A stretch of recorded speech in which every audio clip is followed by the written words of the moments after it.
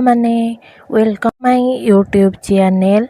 आज आम UGC net JRF CPT SSB Odia MCQ आलोचना करिबा जहाँकि आमर किशोरी चरण दास उपर किछिटा एमसीक्यू देखिबा।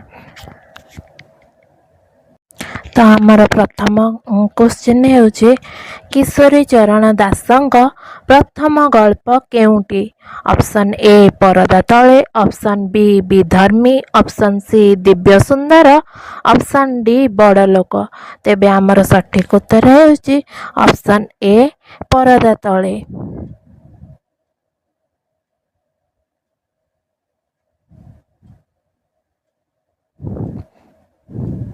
आमर परवर्ती क्वेश्चन है किशोरी चरण केउ गल्प को नहीं एक कथाचित्र निर्मित होइतिला?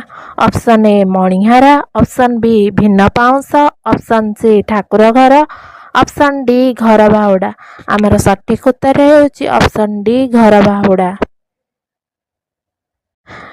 किशोरी चरण प्रथम गल्प संकलनर नाम कौन? Option A Manihara, option B Thakur Ghar, option सी भिन्न पाउंस, ऑप्शन डी भंगा खेलना। तो आमर सठिक उत्तर है ऑप्शन डी भंगा खेलना।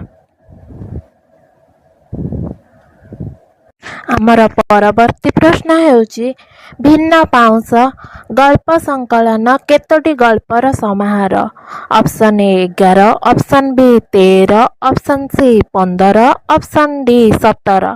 तो आमर सठिक उत्तर है ऑप्शन ए 11। आमर परवर्ती क्वेश्चन है तम आम सप्ताधी उपन्यासर रचना काल केबे? Option A 2000, option B 2002, option C 1998, option D 1996। तो आमर सठिक उत्तर है ऑप्शन बी 2002।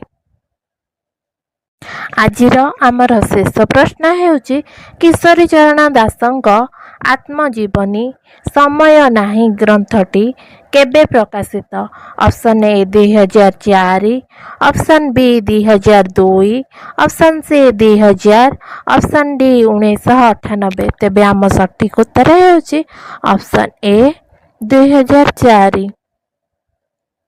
जदि मो वीडियो आपण मानक भल लगी थाए ताहले लाइक शेयर एंड सब्सक्राइब करिवे एवं जदि अलगा कोई ऊपर वीडियो चाहते ताहले कमेंट रे जणेबे।